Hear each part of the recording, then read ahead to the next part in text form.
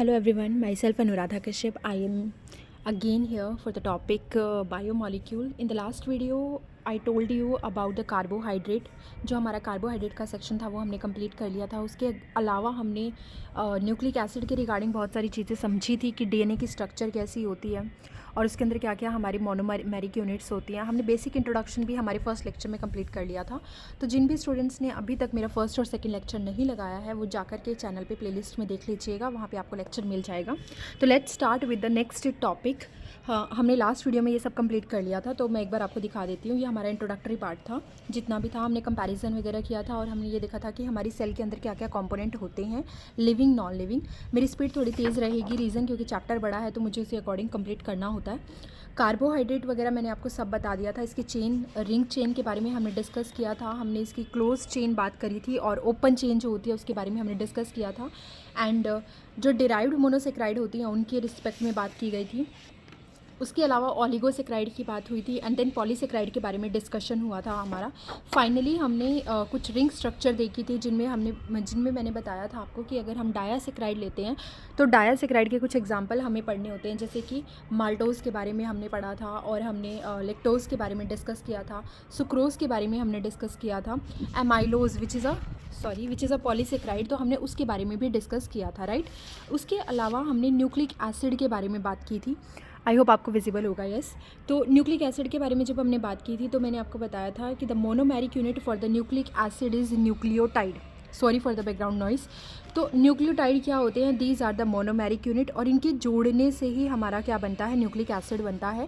फिर उसके बाद मैंने आपको ये भी बताया था कि हमारे डीएनए की स्ट्रक्चर कैसी होती है. It is a double standard DNA जो एंटी पैरेलल स्ट्रैंड्स होते हैं. There is a one strand is 5 prime to 3 prime and the second strand is 3 prime to 5 prime. ये जो मॉडल था, that model is given by Watson and Crick. उन्होंने X ray crystallography के बाद जब देखा गया था, जो प्रोटीन की स्ट्रक्चर थी वो डिस्कस की गई थी एक्सरे क्रिस्टलोग्राफी से, तो उसके बाद ही हमारे पास double helical structure of DNA जो है वॉटसन क्रिक ने 1953 में इसके बारे में डिस्कशन किया था. उन्होंने कहा था कि यहाँ पे कुछ रूल्स फॉलो होंगे. फॉर एग्जांपल चारगाफ रूल यहाँ पे फॉलो होगा, जिसके अकॉर्डिंग ए जो होगा हमारा एडेनिन जो नाइट्रोजनस बेस है वो थाइमिन के साथ पेयर करेगा, और जो साइटोसिन होगा वो ग्वानिन के साथ पेयर करेगा विद 3 हाइड्रोजन बॉन्ड. तो basically in your DNA you have 3 type of bond. one is phosphodiester bond which makes the backbone of the DNA, जिसमें आपकी शुगर फॉस्फेट रहता है. And the nitrogenous basis mainly they project inside, जो अंदर की तरफ रहते हैं, which act as a stair. तो जो अंदर की तरफ रहते हैं नाइट्रोजनस बेस, वो हमारे शुगर के साथ जुड़े होते हैं with the help of glycosidic bond. And जो नाइट्रोजनस बेस के बीच में बॉन्ड होता है that is the hydrogen bond. अगर हम एडेनिन और थाइमिन लेते हैं तो 2 हाइड्रोजन बॉन्ड होते हैं. अगर हम साइटोसिन और ग्वानिन लेते हैं तो हमारे 3 बॉन्ड होते हैं. तो अगर जिस डीएनए के अंदर साइटोसिन और ग्वानिन का कंटेंट ज़्यादा होगा, that will be the more stronger DNA with respect to your DNA which is rich in adenine and thymine, right.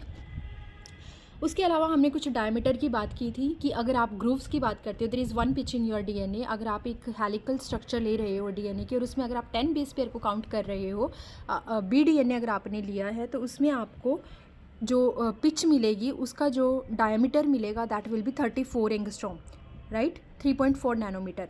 और जो डिस्टेंस होता है, जो डायमीटर होता है between the two strands of the DNA, तो वो होता है 20 एंगस्ट्रॉम. तो ये बहुत ही बेसिक बातें थी जो मैंने लास्ट क्लास में आपके साथ की थी. आज हम इससे आगे चलेंगे. तो चलिए स्टार्ट करते हैं with the next topic that is DNA. ठीक है, तो हम डीएनए के बारे में डिस्कस करने जा रहे हैं. बहुत सारे बच्चे बचपन तो क्या ही बोलेंगे, 7th 8th क्लासेस से आप पढ़ के आते हो डीएनए के बारे में. बहुत ही इंटरेस्टिंग है. It is a hereditary material. जो आपके पास सिमिलैरिटीज़ हैं with your parents, with your grand parents, वो क्यों होती हैं? Due to this hereditary material that is DNA. DNA एक ऐसा मटेरियल होता है which goes to pass on from one generation to another generation. अगर आप F1 जनरेशन स्टडी कर रहे हो तो अगर उसमें हॉरिजॉन्टली आप ब्रीडिंग करवाते हो तो उसकी वजह से जो नेक्स्ट जनरेशन होगी वो हमारी किससे सिमिलर होगी? हमारे जो F1 जनरेशन है उससे सिमिलर होगी. उसका रीज़न क्या होगा? उसका रीज़न होगा the hereditary component that is DNA. तो डीएनए वर्क कैसे करता है? तो एक्चुअली डीएनए करता क्या है? डीएनए अपनी जो इन्फॉर्मेशन होती है, the information which is stored in the DNA that will pass on to the another transcript that is your RNA. तो आरएनए के अंदर वो क्या हो जाती है, ट्रांसफ़र हो जाती है। डीएनए से आरएनए में इन्फॉर्मेशन जाती है। डीएनए का सिर्फ एक स्ट्रैंड ही होता है जो आरएनए के फॉर्मेशन में हेल्प करता है, जिसको हम बोलते हैं डीएनए टेम्पलेट। डीएनए टेम्पलेट एक ऐसा स्ट्रैंड होता है डीएनए का जो आपका आरएनए में क्या होगा, कोड होगा। आरएनए में कोड होने के बाद आरएनए से जो इन्फॉर्मेशन होगी वो कहाँ पर जाएगी, वो ट्रांसलेट होगी अमीनो एसिड की फॉर्म में। अमीनो एसिड के मिलने से आपकी प्रोटीन बन जाएगी। देखो प्रोटीन ही मेन हमारी बॉडी की एक ऐसी चीज़ है जिसकी वजह से हमारी बॉडी में बहुत सारी रिएक्शंस चल रही हैं। अगर प्रोटीन नहीं होगी, किसी भी रिएक्शन का मेन रिजल्ट क्या होता है, प्रोटीन, उसका एक्सप्रेस होना क्या होता है, प्रोटीन का फंक्शन। प्रोटीन ही नहीं होगी तो आपकी बॉडी में चीज़ें काम नहीं करेंगी। हमारा पूरा डीएनए कभी भी कोड नहीं करता है। हमारे डीएनए का बहुत ही कम ऐसा पार्ट होता है which is coding in nature, जो कि हमारा प्रोटीन का फॉर्मेशन करवाता है। इसका मतलब हमारा जो सेंट्रल डोगमा है, दैट इज़ डीएनए से आरएनए का बनना, आरएनए से प्रोटीन का बनना, यानी कि जो सेंट्रल डोगमा का रूल फॉलो हो रहा है, इसका मतलब ये है कि हम अपनी फंक्शनल प्रोटीन को लेकर के आएँ। और वो कब आएगी, वो तभी आएगी जब आपके पूरे डीएनए में से जो मेन डीएनए है, जो कोडिंग डीएनए है, वो आगे कोड करता है। अगर आप एक पूरे डीएनए को स्टडी कर रहे हैं तो आप उस डीएनए को 2 पार्ट में डिवाइड कर सकते हो। एक ऐसा रीजन जो कोड करेगा, उसको हम बोलेंगे कोडिंग रीजन, या फिर हम उसको बोलते हैं एक्सोन, जो कि आपका एमआरएनए बनाएगा और एमआरएनए के बाद फिर प्रोटीन बनाएगा। बट उसी डीएनए के अंदर एक ऐसा रीजन भी होता है which does not code for anything, जो किसी चीज़ के लिए कोड नहीं करता है, that is known as a junk DNA. Maybe वो पुराने टाइम में जब इवोल्यूशन हुआ तो उस टाइम हमारे लिए किसी चीज़ के लिए कोड कर सकता था या करता होगा, बट इन रिसेंट टाइम वो किसी चीज़ के लिए कोड नहीं कर रहा है, या हो सकता है that DNA part will code for something in future. तो इसका मतलब वो अभी तक इवोल्यूशन के अंदर रखा गया है। उसको हम बोल देते हैं जंक डीएनए, और उसको हम और किस नाम से जानते हैं, इंट्रोन। तो इसका मतलब if there is a big DNA part, अगर आप एक पूरा डीएनए ले रहे हो, उसका कुछ पार्ट ही कोड कर रहा है, तो जो कोडिंग पार्ट होता है उसको हम बोलते हैं जीन। तो वो जीन ही होता है जो एक्सप्रेस करवाता है चीज़ों को, फिनोटिपिक एक्सप्रेशन लेकर के आता है।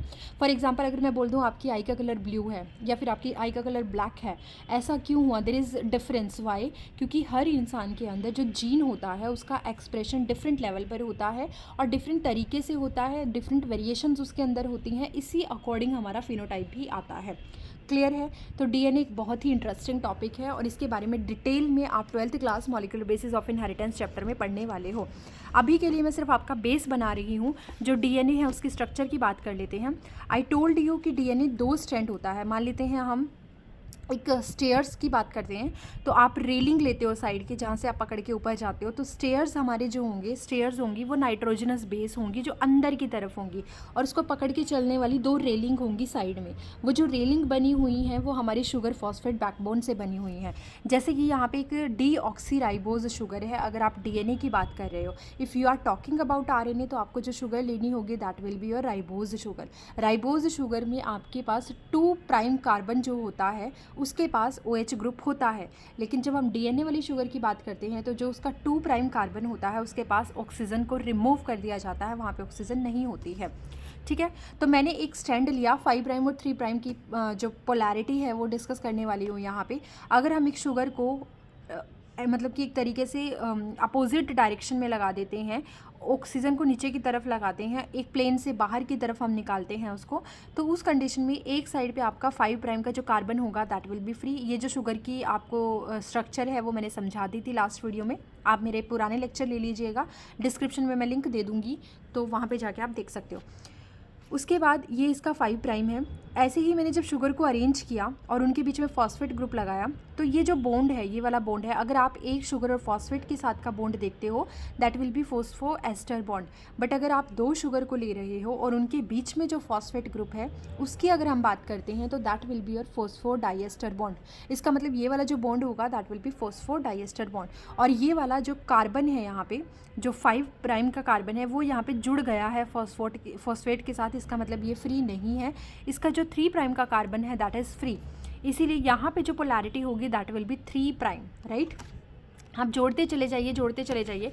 इस तरीके से जब आप लास्ट की शुगर जोड़ेंगे तो वहाँ पे आपका 5 प्राइम का कार्बन जो होगा वो फ्री रह जाएगा। इसका मतलब इस वाले स्ट्रैंड की जो पोलैरिटी होगी वो होगी 3 प्राइम से 5 प्राइम।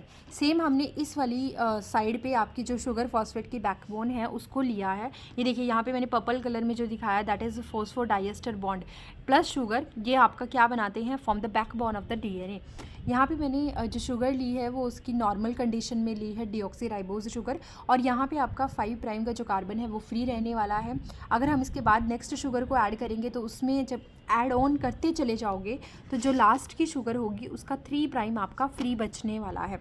तो यानी कि यहाँ पे पोलैरिटी क्या हो गई, 5 प्राइम से 3 प्राइम, और यहाँ पे पोलैरिटी क्या हुई बेटा, यहाँ पे हुई 5 प्राइम से 3 प्राइम, और यहाँ पे पोलैरिटी क्या हुई 5 प्राइम से 3 प्राइम, क्योंकि इसका 3 प्राइम एंड फ्री था और इसका 5 प्राइम एंड फ्री है, इसका 3 प्राइम एंड फ्री है और इसका 5 प्राइम एंड फ्री है। मतलब यहाँ पे क्या है, there is a anti parallel, both strands are anti parallel, एक दूसरे के अपोजिट होते हैं। ये बात समझ में आई, यानी हमें फर्स्ट बॉन्ड समझ में आया। दूसरा बॉन्ड हमने कहा था कि जब आप एक डीएनए बनाते हो तो डीएनए की एक मोनोमेरिक यूनिट होती है न्यूक्लियोटाइड, और न्यूक्लियोटाइड में आपके पास 3 चीज़ें होती हैं, one is your sugar, one is your phosphate group, और लास्ट में आप किसको ऐड करते हो, नाइट्रोजनस बेस। नाइट्रोजनस बेस 4 तरह के हो सकते हैं, एडेनिन, ग्वानिन, थाइमिन, साइटोसिन, अगर आप बात कर रहे हो डीएनए की। और अगर आप आरएनए की बात कर रहे हो तो उसमें आपके पास 4 नाइट्रोजनस बेस आएंगे, एडेनिन, यूरेसिल, साइटोसिन और ग्वानिन, उसके अंदर थाइमिन नहीं होता है, ठीक है। बट आरएनए जो होता है that is mostly single standard, हम बात कर रहे हैं अभी डीएनए की। तो देखिए डीएनए में जब आपने देखा कि जो शुगर है उसके साथ नाइट्रोजनस बेस ऐड करोगे तो कुछ भी ले सकते हो। मान लीजिए मैंने लिया एक शुगर के साथ एडेनिन, दूसरे के साथ साइटोसिन, फिर ग्वानिन, फिर थाइमिन, राइट। तो जो ये बॉन्ड होगा, the bond which form between the deoxyribose sugar and the nitrogenous base, that bond is known as glycosidic bond. ये ऐसा बॉन्ड होता है जिसकी वजह से जो आपका नाइट्रोजनस बेस है वो जुड़ा हुआ है शुगर के साथ। क्लियर। सेकंड बॉन्ड हमारा ये था। थर्ड बॉन्ड की अगर हम बात करते हैं तो that bond is present between the nitrogenous base. अगर हम एडेनिन ले रहे हैं तो according to the Chargaff rule जो मैंने यहाँ पे लिखा हुआ है, चारगाफ रूल के अकॉर्डिंग एडेनिन हमेशा पेयर करेगा थाइमीन के साथ। इसका मतलब एडेनिन की जो पेयरिंग है वो किसके साथ होने वाली है, थाइमीन के साथ। और ये पेयरिंग में कितने हाइड्रोजन बॉन्ड आएंगे बेटा, 2 हाइड्रोजन बॉन्ड आएंगे। अगर आप साइटोसिन लोगे तो 3 हाइड्रोजन बॉन्ड आएंगे। तो अगर किसी डीएनए के अंदर साइटोसिन और ग्वानिन का कंटेंट ज़्यादा है तो वो डीएनए ज़्यादा स्ट्रॉन्गर होगा, क्योंकि उसको तोड़ने के लिए आपको ज़्यादा मेल्टिंग पॉइंट देना होगा। रीज़न, साइटोसिन एंड जो थाइमीन, साइटोसिन एंड जो ग्वानिन है आपका, उसके बीच में 3 हाइड्रोजन बॉन्ड प्रेजेंट होते हैं, ठीक है। तो ये था कंप्लीट हमारा डीएनए। चारगाफ रूल ने एक चीज़ और कही थी, उन्होंने, चारगाफ जी ने एक और चीज़ कही थी, उन्होंने कहा था कि purine is always equals to pyrimidine. मतलब कि अगर आप प्यूरिन को कंप्लीट जोड़ लेते हो लाइक एडेनिन प्लस ग्वानिन, तो आपका जो थाइमिन एंड साइटोसिन है वो 2 इक्वल होंगे एडेनिन और ग्वानिन के। मतलब कि मान लीजिए अगर मैं आपको बोल दूँ एक डीएनए के अंदर 20% एडेनिन है, ये एक सिंपल सा क्वेश्चन है। If I'm asking that in a DNA there is only 20% amount of the adenine is present, then what will be the amount of thymine, what will be the amount of cytosine and what will be the amount of guanine? तो your answer should be accordingly. Like अगर आपके पास adenine 20% है तो आप क्या सोचोगे कि अगर एडेनिन 20 है तो थाइमिन भी 20 होना चाहिए, क्योंकि वो दोनों क्या हैं, कॉम्प्लीमेंट्री हैं एक दूसरे के। तो adenine, if there is adenine 20% then thymine will also be 20%, right. अब अगर आपका पूरा ही दोनों को मिला करके एडेनिन और थाइमिन की अगर हम बात करें, दोनों को मिला करके कितना हो गया 40%, तो लेफ्ट आउट पोर्शन कितना बचा है 60% आउट ऑफ 100। तो 60% में से 30% क्या होगा, ग्वानिन, और जितना ग्वानिन होगा उतना ही क्या होगा, साइटोसिन। इसका मतलब 30-30 guanine and cytosine and there is 20% adenine, 20% thymine. तो अगर आपको एक नाइट्रोजनस बेस का कंसंट्रेशन भी पता है तो बाकी के 3 कंसंट्रेशन आप इजीली निकाल सकते हो, ठीक है। आई होप आपको ये चीज़ें समझ में आई होंगी। नेक्स्ट टॉपिक पे मूव करते हैं, दैट इज़ अमीनो एसिड। देखो हम हर चीज़ की पहले मोनोमेरिक यूनिट पढ़ रहे हैं और उसके बाद हम उसकी पॉलीमेरिक यूनिट के बारे में डिस्कस कर रहे हैं, राइट। तो हमारी जो मोनोमेरिक यूनिट है, अब हम बात करेंगे प्रोटीन की। आपने बहुत सारी चीज़ों में प्रोटीन हमेशा पढ़ा है कि प्रोटीन प्राइमरी स्ट्रक्चर होती है, प्रोटीन की सेकेंडरी स्ट्रक्चर होती है, टर्शरी होती है, क्वार्टरनरी होती है। Haemoglobin is what, haemoglobin is also a protein. Enzymes are what, enzymes are protein. Myoglobin की बात कर लो या फिर आप कोई भी सिल्क फाइबर, सिल्क फाइबर ले लीजिए, या फिर हम केराटिन जो हमारी हेयर के अंदर होता है, जो हमारे नेल्स के अंदर होता है, अगर हम उसकी बात करते हैं तो वो भी क्या है, प्रोटीन है। तो जो सब भी जितना भी प्रोटीन बॉडी के अंदर है वो सारा प्रोटीन बनता किससे है, वो अमीनो एसिड से बनता है। तो amino acids are the monomeric unit and the protein is the polymeric unit. अब आपके दिमाग में आएगा कि कितने मोनोमर प्रेजेंट होते हैं या कितने अमीनो एसिड प्रेजेंट होते हैं। तो देखो बेटा, हमारी बॉडी के अंदर वैसे तो बहुत सारे अमीनो एसिड हैं, बहुत सारे अमीनो एसिड हैं, बट जो आपकी प्रोटीन का फॉर्मेशन करते हैं वो सिर्फ और सिर्फ 20 अमीनो एसिड होते हैं। 21 अमीनो एसिड, अभी जो एक नया अमीनो एसिड है उसकी डिस्कवरी चल रही है, बट अभी according to your NCERT only 20 amino acids are there जो आपके प्रोटीन फॉर्मेशन में हेल्प करेंगे। तो सबसे पहले हम क्या जानेंगे, अमीनो एसिड्स के बारे में जानेंगे, और उसके बाद जब आप अमीनो एसिड की कैरेक्टरिस्टिक फ़ीचर, उनके यूनिक फ़ीचर जान जाओगे, उसके बाद हम उनको जोड़ने से बनने वाली प्रोटीन के बारे में डिस्कस करेंगे, राइट। तो चलिए स्टार्ट करते हैं। सो स्टूडेंट देखो, अमीनो एसिड, सबसे पहले तो इसमें नाम से ही समझ में आ रहा है कि एक तो अमीनो ग्रुप है और एक एसिडिक ग्रुप है। अमीनो ग्रुप का मतलब क्या है, NH2, और एसिडिक ग्रुप का मतलब क्या है, C double bond OH, right. This is the acidic group. Okay, तो there are 20 amino acid. We have two kind of amino acid. One is essential amino acid and the second one is non-essential amino acid. So essential amino acid are those amino acid which are not formed inside the body and obtained from the food are called as essential amino acid. इसका मतलब ये हुआ कि the amino acid which is not present in your body, जो आपकी body में खुद से नहीं बन पाते हैं, उनको हम बोलते हैं essential amino acid। क्यों? क्योंकि आपको इन अमीनो एसिड को अपनी डाइट के टाइम पे लेना होता। ओके, सो जो अमीनो एसिड हम अपनी डाइट के टाइम पे लेते हैं उनको हम क्या बोलते हैं, essential amino acid. These are the amino acid which is not form inside your body, इनको हम बोलते हैं असेंशियल अमीनो एसिड। जैसे कि जो, और उसके अलावा वो अमीनो एसिड जो आपकी बॉडी के अंदर फॉर्म होते हैं उन्हें क्या बोला जाता है, उन्हें बोला जाता है non essential amino acid, because they always produced inside your body. तो आपको इनको बाहर से लेने की कोई ज़रूरत नहीं होती, that's why it is called as non essential amino acid, right. Essential amino acid को याद करने की एक ट्रिक होती है, there is a mall which is only for VIP। तो यहाँ पे एक VIP मॉल है जो, जिसका नाम क्या है, HTT, यानी देयर इज़ अ मॉल जो कि VIP लोगों के लिए है और उसका नाम क्या है, HTT। तो इस तरीके से हम इसको याद रख सकते हैं। यहाँ पे नाम क्या क्या किस अकॉर्डिंग दिए गए हैं, देखो। H का मतलब यहाँ पे क्या दे रखा है, हिस्टडीन। T का मतलब यहाँ पे क्या है, थ्रियोनिन। इस T का मतलब यहाँ पे क्या है, ट्रिप्टोफैन। V का मतलब क्या है, वैलिन। I का मतलब आइसोल्यूसिन। P का मतलब यहाँ पे क्या है, phenyl alanine, not proline. P का मतलब होगा यहाँ पे फिनाइल एलेनिन। M का मतलब मिथियोनिन। A का मतलब यहाँ पे क्या दे रखा है आपको, arginine, not aspartic acid. A means arginine. L का मतलब क्या है यहाँ पे, ल्यूसिन, और एक और L आपको दिया गया है जिसका मतलब है लाइसिन। तो आपके पास टोटल 10 अमीनो एसिड ऐसे हैं जिनमें से 8 amino acid is completely essential for the adult, मतलब आपको वो बॉडी के अंदर लेने ही होंगे डाइट के थ्रू। और जब अगर आप किसी बच्चे की बात करते हो जो इन्फेंट है अभी, तो इन्फेंट के अंदर आपके पास 2 अमीनो एसिड नहीं बनते हैं, वो अमीनो एसिड भी आपको डाइट के थ्रू लेने होते हैं। बट मेन चीज़ ये है कि जब आप अडल्ट की बात करते हो तो अडल्ट में 8 अमीनो एसिड ऐसे होते हैं जो हमें डाइट से लेने होते हैं, और जब आप बच्चे की बात करते हो, इन्फेंट की बात करते हो, there are total 10 amino acid जो आपको बाहर से लेने होते हैं। ये आर्जिनिन और हिस्टेडिन जो होते हैं कि बच्चों को ही इनकी ज़्यादा ज़रूरत होती है, जब आप बड़े होने लगते हो तो ये आपकी बॉडी के अंदर अपने आप से प्रोड्यूस होने लग जाते हैं। इसीलिए हम इस तरीके के अमीनो एसिड को, जो कुछ टाइम तक तो हमारी बॉडी में नहीं बनते बट कुछ टाइम के बाद हमारी बॉडी में बनना शुरू हो जाते हैं, उन अमीनो एसिड को हम क्या बोलते हैं, these form slowly, so called semi indispensable amino acid. These are the amino acid which form in our body after some time, not at the very younger stage. तो इसीलिए हम इनको क्या बोलते हैं, these are the semi indispensable amino acid, right? अब amino acid की जब हम बात करें तो amino acid polymerize to form the protein, उनको हम क्या बोलेंगे, proteinaceous amino acid. I told you that there are 2 kind of amino acid. एक ऐसा अमीनो एसिड की कैटेगरी होती है जो प्रोटीन बनाते हैं, और कुछ अमीनो एसिड ऐसे होते हैं जो प्रोटीन नहीं बनाते हैं। तो जो प्रोटीन बनाते हैं उनको बोलते हैं प्रोटीनेशियस अमीनो एसिड, और वो कितने हैं नंबर में, there are only 20 amino acid, ठीक है। While those which does not form protein are called non proteinaceous amino acid. अब आपकी बॉडी में ऐसे अमीनो एसिड जो प्रोटीन फॉर्मेशन में हेल्प नहीं करते हैं, they are non proteinaceous amino acid. उनका एग्जाम्पल है सिट्रुलिन, ऑर्निथीन, ये कहाँ पे बनते हैं? These are form inside the urea cycle.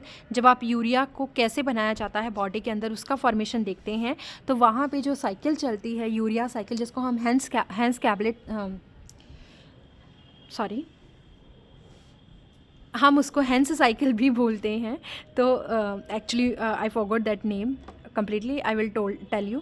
Citrulline and ornithine क्या है? These form in the urea, these form inside the urea cycle.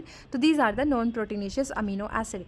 Diaminopymalic acid क्या है? It is a intermediate compound जो कि एक अमीनो एसिड तो होता है but it does not take participation into the formation of protein. तो हम इसको भी क्या बोल देते हैं? Non proteinaceous amino acid. There is one neurotransmitter जिसका नाम होता है GABA, that is gamma amino butyric acid. ये भी एक अमीनो एसिड होता है बट ये आपका प्रोटीन फॉर्मेशन में हेल्प नहीं करता. न्यूरोट्रांसमीटर का मतलब क्या होता है? आपके ब्रेन के न्यूरॉन से निकलने वाले कुछ केमिकल कंपाउंड जो सिग्नल को पास ऑन करने में हेल्प करते हैं, जो आपके सेंसरी या मोटर न्यूरॉन में हेल्प करते हैं, तो उनको हम बोल देते हैं न्यूरोट्रांसमीटर. क्लियर? एंटीबायोटिक भी क्या होती हैं? They are the compound which contain non proteinaceous amino acid. And amino acid जो ऑर्गेनिक कंपाउंड से बनते हैं और वो जो चेंज हो जाते हैं जब ग्लूकोज में, जब आपको ग्लूकोज का फॉर्मेशन करवाना हो तो हम उसको क्या कहते हैं? उस प्रोसेस को जिसमें आप ग्लूकोज का फॉर्मेशन करवाते हो, नॉट फ्रॉम द ग्लाइकोजन. देखो मैं आपको सीधा सा बताती हूँ. अगर आप ग्लूकोज का फॉर्मेशन करवा रहे हो ना, पर वो किससे करवा रहे हो? वो करवा रहे हो ग्लाइकोजन से, तो हम उसको बोलते हैं ग्लूकोजेनेसिस. ठीक है. बट अगर आप ग्लूकोज का फॉर्मेशन करवा रहे हो बट आप उसमें ग्लाइकोजन को इंक्लूड नहीं कर रहे हो, आप किसी और चीज़ से ग्लूकोज का फॉर्मेशन करवा रहे हो, फॉर एग्जांपल आपने अमीनो एसिड का यूज़ करके ग्लूकोज का फॉर्मेशन करवाया है, means you are using a new component to form the glucose. इसीलिए हम उस प्रोसेस को क्या बोलते हैं? ग्लूकोनियोजेनेसिस. ठीक है. आई होप ये समझ में आया होगा. अब हम कुछ अमीनो एसिड की कैरेक्टरिस्टिक देख लेते हैं. सबसे पहले हम अमीनो एसिड को कैटेगराइज करते हैं. अमीनो एसिड को कैटेगराइज करने के लिए आप क्या क्या करोगे? देखो, give me 1 second. Amino acid जो होते हैं ना आपके, वो अलग अलग तरह के होते हैं. जैसे कि पहले तो एक स्ट्रक्चर देखते हैं सिंपल सी अमीनो एसिड की. मैंने अभी आपको कहा था कि अमीनो एसिड में दोनों ग्रुप होंगे, एक अमीनो ग्रुप होगा, एक एसिडिक ग्रुप होगा, है ना. तो देखो, अगर आप मीथेन ले रहे हो, मीथेन तो समझते हो ना, मीथेन जैसे कि सपोज मीथेन CH4. अगर मैं इस मीथेन के जो चारों ग्रुप है, जो चारों वैलेंसी हैं, वो अभी हाइड्रोजन से ऑक्यूपाई हैं, अगर मैं इनको डिफरेंट कंपोनेंट से ऑक्यूपाई कर दूंगी, अगर चारों ग्रुप मेरे डिफरेंट सब्स्टिट्यूएंट से ऑक्यूपाई हो जाएंगे, तो जो मेरा कार्बन होगा that will B chiral carbon, that will B asymmetric carbon, that will be your what? Alpha carbon. तो इसीलिए जब हम मीथेन को सब्स्टिट्यूट कर देते हैं, डिफरेंट ग्रुप यहाँ पे ऐड कर देते हैं, तो हमारा अमीनो एसिड बनता है. जैसे कि एक हाइड्रोजन को हटा करके लगा दिया NH2, एक हाइड्रोजन को हटा करके लगा दिया कार्बोक्सिलिक ग्रुप, एक हाइड्रोजन को हटा करके हमने मान लेते हैं एक हाइड्रोजन रखा है, और एक हाइड्रोजन को हटा करके there is a variable group जिसको हम बोलते हैं R ग्रुप. ठीक है. तो एक ऐसा कार्बन जिसकी चारों वैलेंसी ऑक्यूपाई की हुई हैं डिफरेंट सब्स्टिट्यूएंट ने, तो हम उनको क्या बोल देते हैं? हम उसको बोलते हैं कायरल कार्बन, या फिर हम उसको बोलते हैं अल्फ़ा कार्बन, जैसे कि यहाँ पे आप देख भी सकते हो. तो R बड़ा ही इंटरेस्टिंग है. R बहुत इंटरेस्टिंग है. कैसे? देखो, इसकी वजह से तो अमीनो ग्रुप बना इसका, और इसकी वजह से इसका एसिडिक ग्रुप आया, इसीलिए हम इसको पूरे को क्या बोलेंगे? Amino acid. ठीक है. अगर आप इसमें बहुत इंटरेस्टिंग चीज़ एक है कि अगर आप अमीनो एसिड को ना एक्वस सॉल्यूशन में रख देते हो, सुनो इस बात को ध्यान से, अगर आप इस जो पूरा अमीनो एसिड है इसको आप एक्वस सॉल्यूशन में रख देते हो, और उस एक्वस सॉल्यूशन के अंदर आपको डिपेंड करता है कि आपने एसिड रखा हुआ है उस एक्वस सॉल्यूशन में, या अल्कोहल तो नहीं बोलूँगी, या फिर आपने उसके अंदर एल्किलाइन कंडीशन रखी हुई है. तो इसको मैं ऐसे समझाती हूँ. देखो, कुछ ऐसे समझना इस चीज़ को.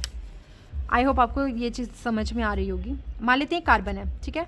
उसके पास अलग अलग ग्रुप है. R का मतलब होता है वेरिएबल ग्रुप, जो चेंज होता रहेगा, अलग अलग तरीके से चेंज होता रहेगा. और ये COH है, और यहाँ पे हमने क्या रखा है? इसमें NH2. ठीक है. अब मैं क्या करूँगी? इसको एक्वस सॉल्यूशन में रखूँगी, पर मैं इसको ऐसे बीकर में रख देती हूँ जिसके पास H+ ज़्यादा है. ठीक है. H+ ज़्यादा है. क्लियर. तो उस कंडीशन में ये जो पूरा कंपोनेंट होगा ये किस में कन्वर्ट हो जाएगा? ये देखो, ये COH तो H लेगा नहीं क्योंकि इसके पास ऑलरेडी H है, यहाँ पे H है, यहाँ पे H है. मीडियम के अंदर बहुत H रखा हुआ है, तो जो NH2 है ना वो क्या करेगा, वो आपका एक H ले लेगा और ज़्यादा ओवर वैलेंसी की वजह से इस पर ग्रुप आ जाएगा प्लस का। तो अभी आपको इस एक्वस सॉल्यूशन के अंदर अपना अमीनो एसिड किस चार्ज में मिल रहा है, किस आयन की फॉर्म में मिल रहा है, इसको हम बोलते हैं केटाइनिक फॉर्म, केटाइनिक फॉर्म, ठीक है। और किस पीएच पे मिल रहा है, पीएच का मतलब यहाँ पे क्या है आपका, लेस देन 7 है, मोर देन 7 है या 7 है, तो लेस देन 7 है आपका, क्योंकि एसिडिक कितनी होती है 0 to 7, तो 7 pH जो है उससे कम होगा, तब यानी कि आपने एसिड में जब इसको रखा तब आपको क्या मिला है, केटाइनिक फॉर्म मिली है। और ये वाली जो फॉर्म थी ना, ऐसी फॉर्म है जिसमें आपको CO पे नेगेटिव आयन मिल जाएगा और इसके ऊपर आपको प्लस मिल जाएगा, यानी कि ये इस तरीके से आपको मिलने वाला है। तो एक ऐसी pH जिसके ऊपर आपको दोनों चार्ज मिलने वाले हैं, इस pH को हम बोलते हैं isoelectric pH, isoelectric pH, that is the isoelectric point. या फिर हम इस फॉर्म को जिस पे आपको दोनों आयन मिलने वाले हैं, इसको हम बोलते हैं zwitter ion form, zwitter ionic form, zwitter ionic form, ठीक है। आप दिमाग में आएगा मैम अगर हम इसको एल्केलाइन कंडीशन में रख दे तो क्या होगा, तो देखिए इसको अगर मैं एल्केलाइन कंडीशन में रख दूँ, एक बीकर लिया और उसके अंदर मैंने OH ज़्यादा रख दिया है ना, एल्केलाइन का मतलब क्या होता है, OH नेगेटिव। तो अगर आपने सेम चीज़ ली हुई है, यहाँ पे देखो ये ये NH2 है ना, और ये क्या है, H है, R है यहाँ पे वेरिएबल ग्रुप, और यहाँ पे COO था, लेकिन जब यहाँ पे आपको OH नेगेटिव दिखा वाटर के अंदर, तो इसका जो H होगा वो निकल के बाहर आ जाएगा और इसके साथ जुड़ के पानी बनाना शुरू कर देगा। तो इसका मतलब यहाँ से H निकल गया, तो ये नेगेटिव चार्ज की फॉर्म में आ गया, इसको हम बोलते हैं एनाइनिक फॉर्म, एनाइनिक फॉर्म। तो pH जब मोर देन 7 है, ध्यान से सुनो, pH जब मोर देन 7 है यानी एल्केलाइन है, तब आपको कौन सी कंडीशन मिलने वाली है, एनाइनिक फॉर्म। जब आपकी pH लेस देन 7 है तो आपको कौन सी कंडीशन मिलने वाली है, केटाइनिक फॉर्म। यहाँ पे पॉजिटिव चार्ज मिलेगा, यहाँ पे नेगेटिव चार्ज मिलेगा, लेकिन देर इज़ वन आइसोइलेक्ट्रिक pH या आइसोइलेक्ट्रिक पॉइंट जब आपको दोनों ही चार्ज मिलने वाले हैं, इस कंडीशन को हम बोलते हैं ज्विटर आयनिक फॉर्म, ठीक है। तो ये आई होप समझ में आ गया होगा। अब हम बात करेंगे ऐसी चीज़ों की जो थोड़ा सा अलग रहने वाले हैं, जैसे कि मान लो ये था आपका, अब मैं R ग्रुप के ऊपर बात करूँगी। अगर मेरा R ग्रुप वेरी करेगा तो उसी बेस पे मेरे अमीनो एसिड भी वेरी करेंगे। मान लेते हैं मेरा R ग्रुप जो है वो एक एल्कली है, जैसे कि इस R ग्रुप की जगह मैंने H लगा दिया, तो मेरा कौन सा अमीनो एसिड बनेगा, ग्लाइसिन। ग्लाइसिन एक अकेला ऐसा अमीनो एसिड होगा जो किसी भी लाइट को कहीं पे भी रोटेट नहीं करेगा। रीज़न क्यों, क्योंकि एक कार्बन जो था वो अब कायरल कार्बन नहीं रहा, कायरल कार्बन के पास ऑलरेडी H था, यहाँ पे R वेरिएबल ग्रुप था, लेकिन वो भी क्या रख दिया आपने, H रख दिया। तो ऐसे कंडीशन में आपके पास 2 H आ गए हैं, तो कार्बन जो होगा वो वेरिएबल नहीं होगा, इसीलिए glycine is not optically active, it can not rotate the plane polarised light into any kind of direction, इसीलिए हम इसको बोलते हैं और not optically active, right. Sorry for voice background noise, right. तो अगर हम R को रिप्लेस कर सकते हैं किससे, मिथाइल ग्रुप से, तो जो आपका अमीनो एसिड बनेगा दैट विल बी एलेनिन, ठीक। आपको सिर्फ R को चेंज करना है, इसीलिए हम इसको क्या बोलते हैं, वेरिएबल ग्रुप। अगर आप R को CH2OH रखते हो तो सीरीन बन जाएगा। इसको याद करने का तरीका NCERT में मेंशन है, हम इसको फर्स्ट लेटर से याद कर सकते हैं, जैसे कि गैस, GAS, ठीक है। तो ग्लाइसिन, एलेनिन, सीरीन, आप थोड़ा थोड़ा बढ़ाते चलो, सीरीन में अल्कोहलिक ग्रुप है, ये बात याद रखिएगा। अब हम अगर R को चेंज करें तो कुछ अमीनो एसिड ऐसे होते हैं जो न्यूट्रल होंगे, मतलब कि जिनमें जो R ग्रुप है, उस R ग्रुप में जो चीज़ होगी, जो भी आप ग्रुप लगाओगे उस ग्रुप में ना तो COH ग्रुप होगा और ना ही NH2 ग्रुप होगा ज़्यादा अमाउंट में, और अगर जितने COH होंगे उतने ही NH2 भी होंगे, जिसकी वजह से आपके पास दोनों में बैलेंस बना रहेगा। ऐसे अमीनो एसिड को हम बोलते हैं न्यूट्रल अमीनो एसिड। बट मान लीजिए अगर आपने C के साथ जो R जोड़ा है, उस R में ज़्यादा क्या है, अमीनो एसिड, अमीनो ग्रुप है, तो जो आपका पूरा अमीनो एसिड बन जाएगा वो क्या हो जाएगा, बेसिक अमीनो एसिड। अब मान लीजिए R के अंदर जो आपने ग्रुप ऐड किया है उस ग्रुप में ज़्यादा कार्बोक्सिलिक ग्रुप है, तो आपका एसिडिक अमीनो एसिड बन गया। अगर आपने R जो ऐड किया है उसमें सल्फ़र है, तो आपका जो अमीनो एसिड बनेगा वो सल्फ्यूरिक अमीनो एसिड होगा। अगर आर के अंदर ये जो ग्रुप ऐड कर, इसी को चेंज करोगे, बाकी कुछ चेंज नहीं होने वाला, ये तीनों सेम रहेंगे, इसको चेंज करते रहेंगे।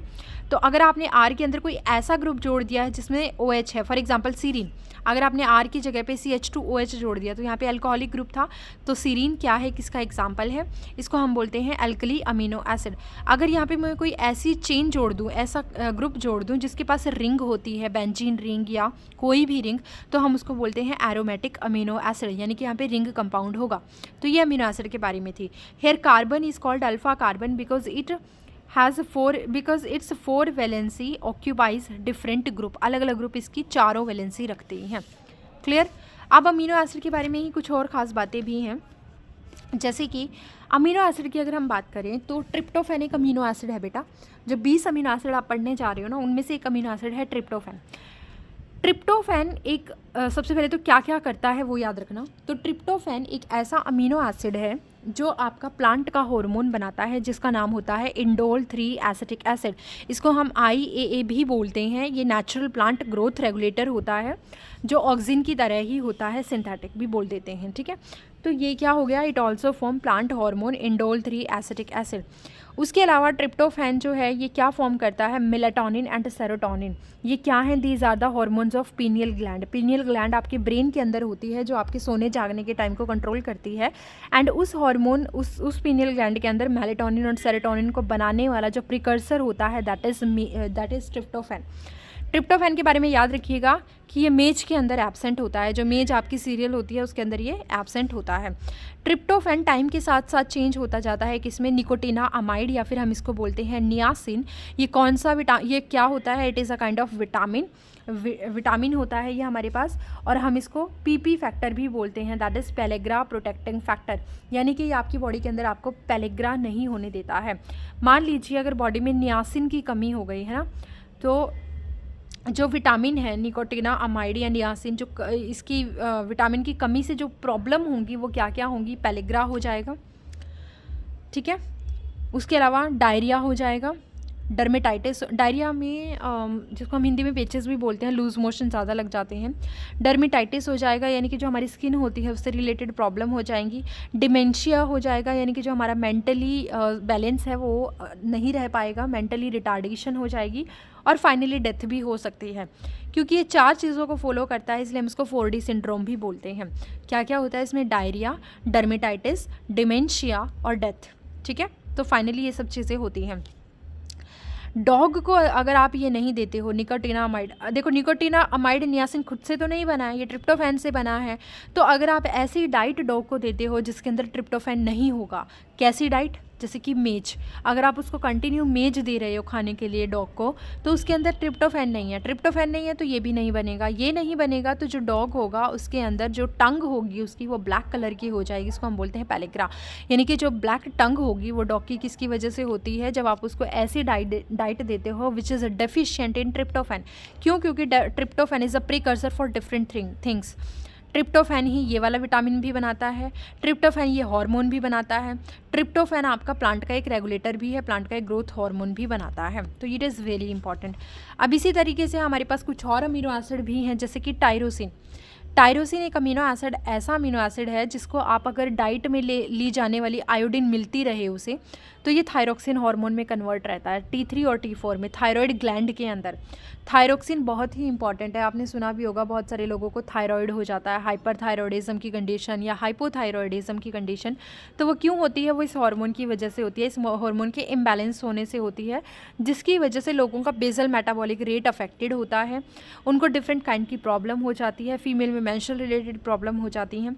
तो जो थायरोक्सिन है it is very important, right. इसको बैलेंस कौन करके रखता है, इसका प्रिकर्सर कौन होता है, टायरोसिन। टायरोसिन अकेला इंपॉर्टेंट नहीं होता, टायरोसिन के साथ जब आयोडीन जुड़ जाती है तब थायरोक्सिन बनता है, जो कि एक थायराइड ग्लैंड का हार्मोन है, जिसको हम T3 या T4 भी कंसिडर करते हैं। अब टायरोसिन क्या है, टायरोसिन एक जीन होता है आपकी बॉडी के अंदर, वो जीन एक एंजाइम बनाता है और उस एंजाइम की हेल्प से टायरोसिन कन्वर्ट हो जाता है दूसरे प्रोडक्ट में, जिसको हम बोलते हैं फिनाइल एलेनिन। याद रखिएगा, मैं दोबारा रिपीट कर रही हूँ, एक जीन होता है, वो एक एंजाइम बनाता है, उस एंजाइम की हेल्प से टायरोसिन आपका कन्वर्ट हो जाता है दूसरे अमीनो एसिड में, जिसको बोलते हो phenylalanine. If due to any reason अगर ये जीन प्रॉब्लमैटिक हो गया, इस जीन में काम नहीं हुआ, तो आपका कोई एंजाइम नहीं बनेगा, और अगर एंजाइम नहीं बनेगा तो आपके पास फिनाइल एलेनिन आपका क्या होगा, ये टूटेगा नहीं। देखो इतना समझो कि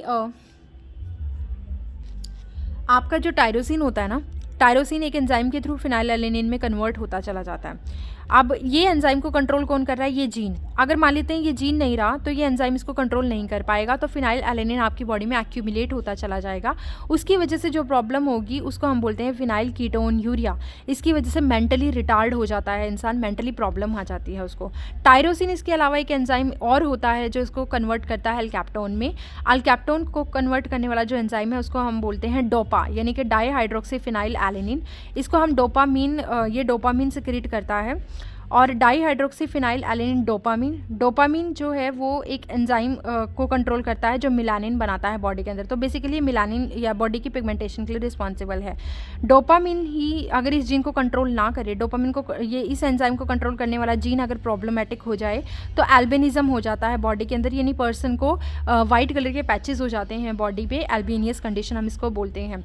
डोपामीन जो है वो एक नॉर एड्रेनलिन न्यूरोट्रांसमीटर है। एड्रेनलिन एमरजेंसी हार्मोन भी होते हैं ये। आपको एकदम से खुशी होने लग जाती है किसी चीज़ से, वो डोपामिन की वजह से ही होती है। अल्कैप्टोन के बाद अल्कैप्टोन को कन्वर्ट किया जाता है मैलो एसिटिक एसिड में ड्यू टू एंजाइम, और इसको कंट्रोल करने वाला एक जीन होता है। अगर ये जीन एब्सेंट हो गया तो ये इसमें कन्वर्ट नहीं हो पाएगा, और अगर अल्कैप्टोन मैलो एसिटिक एसिड में कन्वर्ट नहीं होगा तो अल्कैप्टोन आपकी बॉडी के अंदर बढ़ जाएगा, जिसकी वजह से प्रॉब्लम हो जाएगी अल्कैप्टोन यूरिया, यानी कि आपको यूरिन के टाइम पर भी ब्लैक कलर का यूरिन आपकी बॉडी से रिलीज़ होगा। ठीक है, तो ये थे आपके कुछ amino acid. This is totally optional, अगर आपको पढ़ना हो तो आपका मन है तो आप पढ़ सकते हैं, otherwise you can skip it, this is not in your syllabus. मैंने सिर्फ नॉलेज के लिए बता दिया था।